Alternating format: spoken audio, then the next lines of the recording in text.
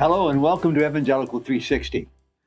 I'm your host, Brian Stiller, and I'm pleased to share with you another conversation with leaders, change makers, and influencers, those impacting Christian life around the world. We'd love for you to be a part of the podcast by sharing this episode using hashtag Evangelical360 and by joining the conversation on YouTube in the comments below. My guest today is Honorable John McKay, a politician with the Liberal Party of Canada and elected member of Parliament for over 27 years. As a follower of Jesus and a public figure, John has sought to serve his country and constituency while speaking his mind with candor, clarity, and conviction. Evangelicals have lived through decades of uncertainty, confusion, and chaos when it comes to combining our faith with public service, which is what makes the life and legacy of John McKay so very interesting. John has served his constituency in East Toronto with great integrity and has remained clear through all his years of service about his intent to serve his Lord and Savior within the wild and woolly world of national politics. Join me as we learn from John McKay.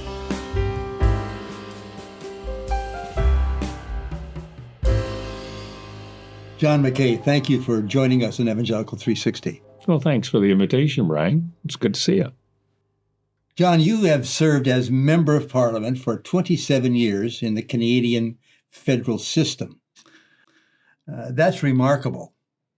But how did this come about? What were the driving factors, the motivational issues that brought you to the place where you said, I'm going to run? And you've succeeded every election. How many elections has it been? A mere 9 elections. And you've never lost one? No, it came close a couple of times. How did that begin? Well, I've always had an interest in politics and political affairs and things of that nature. Where did that come from? What was it, family? Probably my father. My father was an opinionated individual, shall we say. And so we followed politics. And in university, I studied political sociology and then on to law school. And I've always maintained kind of a finger in the pie. I was in the local Liberal Association and became the president and went all to these tedious conferences, et cetera, and then the opportunity came up in late 1996. And so I said to my wife, it's now or never. And she says, well, I guess it's now. And bear in mind, the sacrifice by the family is quite considerable because none of us actually know what we're getting into. So I won the nomination and then won the election in 97 and became part of the Chrétien's caucus. You were a lawyer. That's how you were trained. And it seems so many people in politics start out that way. What is there about the study of law, the practice of law, that lends itself to the work of being a senior politician? How do those match up, or do they? It's not a perfect match by any means, but it is a useful training in two respects. Well, three respects. First of all, you're running a small business. So you got a small business in your constituency, you got a small business in Ottawa, and they need to be run. Second of all, law teaches you how to think, and sorting out the material and sorting what is material, what is relevant and what's not is a very useful skill. And thirdly, reading a statute is not intimidating because they have a logical flow to them as well. So it is advantageous. It is not a prerequisite. And I guess maybe I'd just add one more.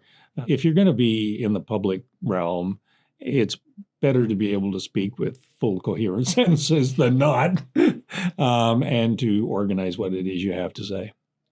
So 27 years. That's a good part of a lifetime.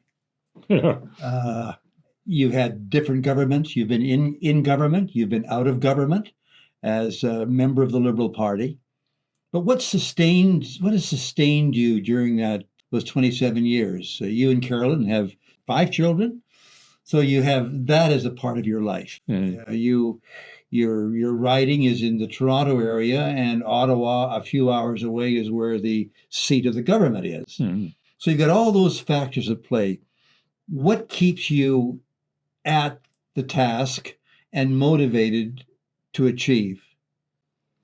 Well, if you open the front page of the Globe and Mail or the Toronto Star or whatever newspaper you're reading that day, you're likely going to be in some manner or another involved in whatever that discussion might be.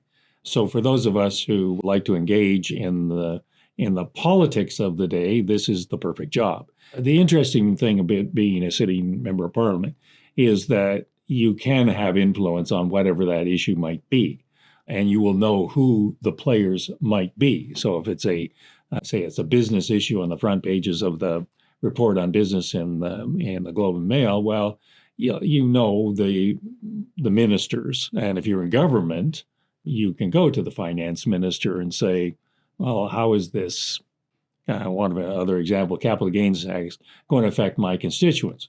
Well, it's going to affect them quite dramatically. And I find that it's kind of useful to be able to go to that minister and say, you realize that this is going to have X, Y, and Z effect. Did you think about that when you proposed it in the budget? And many times it will have, but sometimes they won't. And they certainly won't have appreciated necessarily the blowback that you're going to get. And so it's me as a caucus member who's going to have to face up and square up to that blowback. So that's the beauty of the position. It's also the curse. So you have this concern over how this might affect your local constituency. But do politicians have a grander view of their country, concern over where it's going or where it's not going, the issues that are at stake that are being addressed or are not being addressed, where we fit in the grand narrative of the world? Do those things take hold, or is it your constituent issues that dominate? Yeah, that's not an answerable question. You basically have three jobs. You've got your local constituency job, you've got your national job, and you've got your international job. My interest was more national and international. And so the roles that I took on were, chair of the Defense Committee and chair of the Canada-US Parliamentary Group, et cetera, which gave more of an international perspective. So that's what was animating me. And I quite enjoyed those opportunities. Having said that, you better keep an eye on what's going on back home. Otherwise, you won't have this job for very long. So I have been very fortunate to have had people in my constituency office who are just superb people. And I'm very blessed that way. So you come to this as a Christian and self-defined evangelical. Was that a shaping of your desire and your ongoing activity within politics? Or was there interfacing between what you believe and what you did? Well, the word evangelical is a bit bad word these days. And so I would prefer to style myself as a Christian or a follower of Jesus, things of that nature, because there's a politics to the word that have become toxic, particularly south of the border. And toxic in my party, be candid with you, because of the aggressiveness in some issues. How does it affect you? You get asked that question quite a number of times, and I used to sit with my friend Erwin Kotler, and Erwin is Jewish. So how does it affect him? The MP next door is Gary Anand Sangri, Hindu. How does it affect him? My Muslim colleagues, how do they? So I think it's the same question. And I think if you are at all faith orientated, you will be affected in your thinking and in your actions by what you believe to be the core elements of your faith. And I would put myself as no exception to that understanding. So when you get down to it, what is it I believe? And how are my actions motivated by those beliefs? And so I kind of track to the core beliefs of choose life and thou shalt love the Lord thy God and love thy neighbor as thyself and those sorts of core principles of the faith. And if you stay somewhat close to those core principles, then you'll probably have an easier life in politics. Was there some overarching biblical text that gave you gravity in the various issues and debates that you? Well, I like Jesus' summary, and thou shalt love the Lord thy God with all thy heart and all thy soul and all thy mind, and thy neighbor is like unto it, and thereon hang all the law and the prophets, and that's good enough for me. That's kind of covers the waterfront.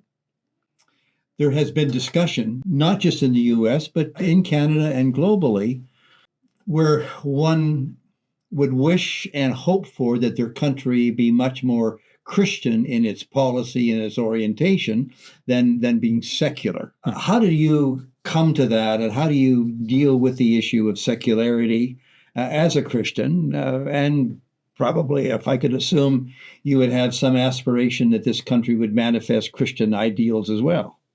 Yeah. I would, but I don't know forcing Christian ideals or conflating it with nationalism is actually useful or helpful. It has been kind of in-your-face Christianity in the country that we're talking about, and surprise, surprise, has been pushed back on that to the point where you're seeing gross infractions of core elements of the society: belief in the Constitution, belief in the rule of law, treat your neighbor as yourself.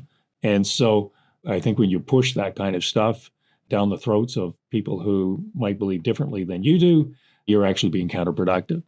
So I'm actually influenced by the legendary Brian Stiller on this file, because prior to my times in politics, I would occasionally read a Brian Stiller book.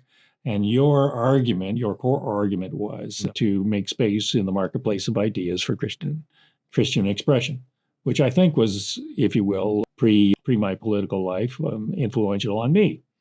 And I think that's the way you go about it. You try to make sure that there is space available for the expression of Christianity, just as for others who may wish to express their faith. Because as is fairly said, rights are not exclusive to you and I and in the Christian faith, but our rights are only as strong as the rights for other groups as well.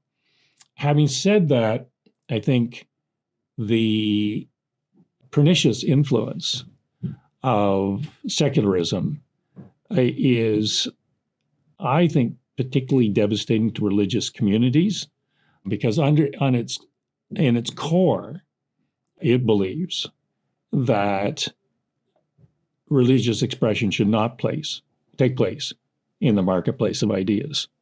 Do whatever you're going to do on Friday, Saturday, or Sunday, but for the rest of the time, you have to express yourself in a secular sort of way, which we see playing out in real time in Quebec. And my Quebec colleagues are puzzled by why that is even an issue. And I'm puzzled that they should think that their particular religious belief, and I'm using religion in quotes, should be the prevailing ethos for the decision with respect to everything. And so we have probably, if I have conflict, intellectual conflict at least, it's more with the non-religious militant secularism than it is with my people who actually express themselves in their faith. How do you serve in the political enterprise when you have this predisposition of the political enterprise to secularity or to the diminishing of faith in the marketplace of ideas? You're sitting there, you're working with your colleagues, you're writing your speeches, you're pushing back, or you're advocating some particular policy. How do you fit into that? Not comfortably. It's never a comfortable day, to be candid about it. But I have to, on behalf of my faith and my faith colleagues, is assert ourselves that we have every right to express ourselves in whatever way we wish to, in order to advance whatever the idea might be. And that's easier to articulate than it is to practice. But having said that, I think we have, I don't know, have we had some successes? I don't really know. But you're called to be faithful. You're not necessarily called to success. Let me raise the issue of the pro-life, pro-choice issue. You are a member of the Liberal Party of Canada, and the Prime Minister under whom you generally served through your time, at least for 10 years, was pretty articulate that no member of the House in the Liberal Party could be anything other but pro-choice. But you stood out as remarkably as one that didn't hew the party line. How did that come about, and how did you survive and make your point? Yes, and I have the political career to show for it. Mr. Trudeau and I have known each other prior to his becoming the Prime Minister. We do not see eye to eye on this issue.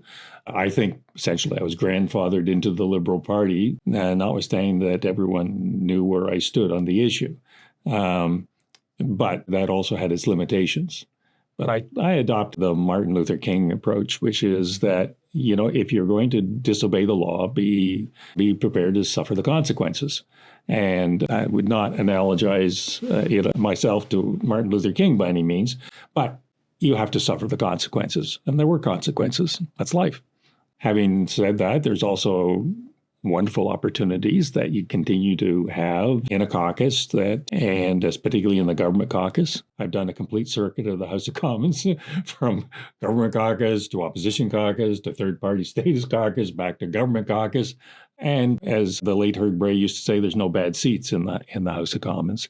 And the interesting thing is that at the end of the day, which is where we all arrive at, mine coming very quickly, people respect you for how you stood up and said whatever it is you said and how you said it. I have not had a happy run necessarily in terms of you would see a regular career flow in the Liberal Party, but on the other hand, I've been treated very generously, and we've had a few successes along the way. Okay, but this is a very contentious issue. Yep. And you've got a Canadian government, and we have no bill with respect to the unborn. The Morgentaler Supreme Court decision, the attempt in 1990, Bill C-43, to try and bring some kind of amelioration to the issue by way of policy, that died in the Senate. So we live in a country that has nothing on its books respecting the protection of the unborn. You serve for 27 years in a Liberal Party that espouses that same kind of. For 27 years, you lived in the Liberal Party that espouses a full pro-choice. Right. So, all of that. Yeah. How did you go about living with that group, living with the contentious ideas? What can you be specific about things that you would do or say? Well, my first, as you say, I'm going back to 97, and in 1997. I had a good friend named Jerry Van de Zandt. You may or may not know him from Citizens for Public Justice. And Jerry was in that 1990. One of my prime mentors. There you are. And Jerry, to the day he died, said the evangelical community is so stupid as to have not managed the Senate vote well.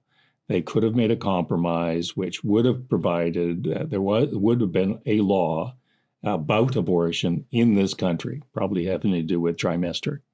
And I always kind of kept that in the back of the mind that we could have had something, but that ship sailed, and there is no possibility in the current configuration of Parliament, or probably the previous 5 or 6 configurations of Parliament, of ever getting any law passed with respect to abortion.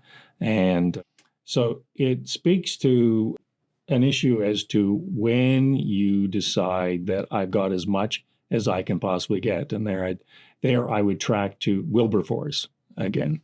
So Wilberforce, as you know, was adamant about slavery in the British Commonwealth, British Empire, for years, 30-odd years. But at the end of the day, he compromised, and he said, okay, we'll go with an abolition of the British slave trade.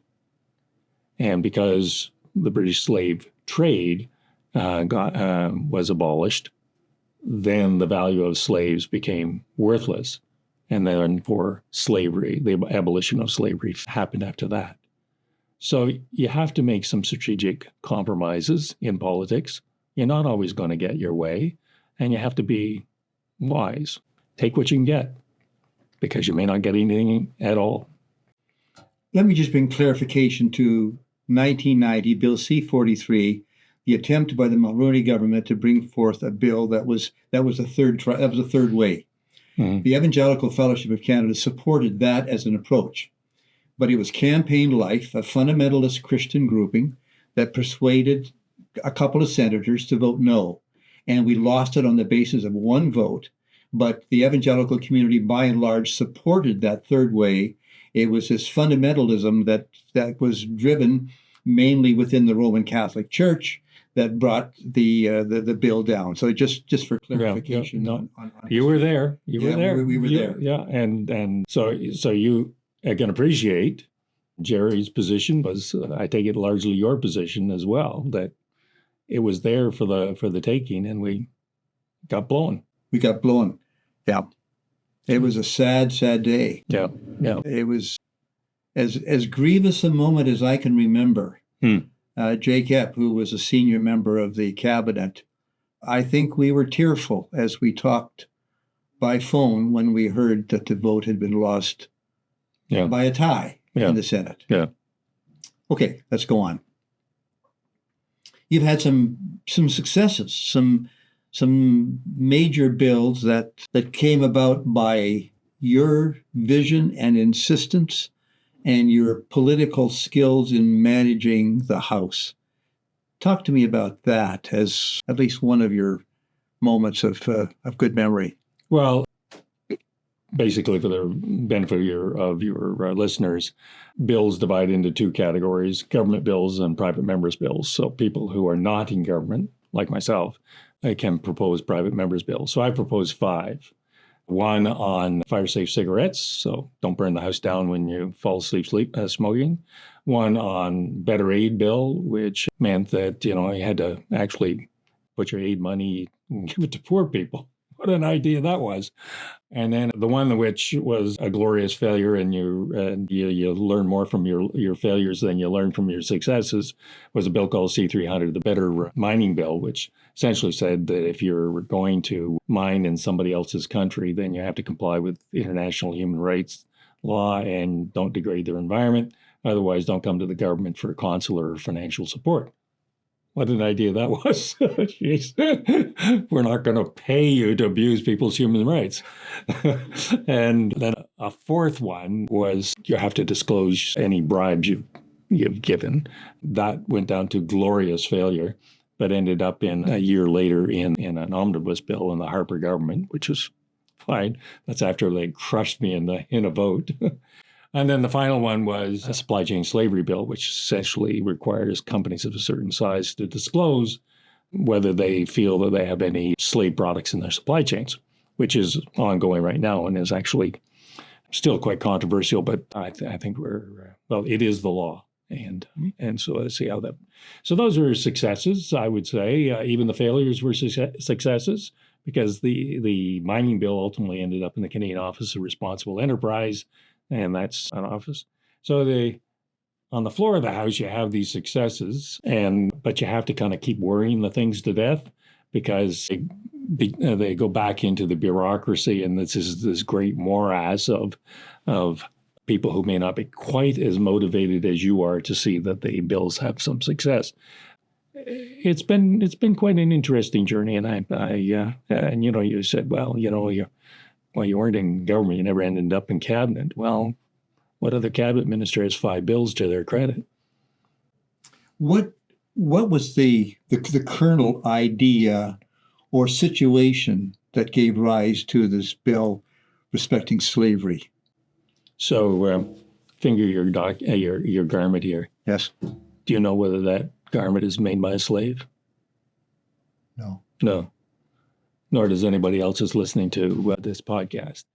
And I think that when But how did that become an issue with you? Well, interestingly, it was presented by a British baroness to us who came over. The Brits had a starter, if you will, a starter bill, which I thought was a good idea.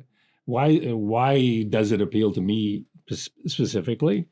Because, all of the injunctions in the Bible talk about slavery and how you're supposed to treat people, and that, there's an appeal to freedom and things of that nature. And so it's kind of like it seeps into your pores in church and elsewhere.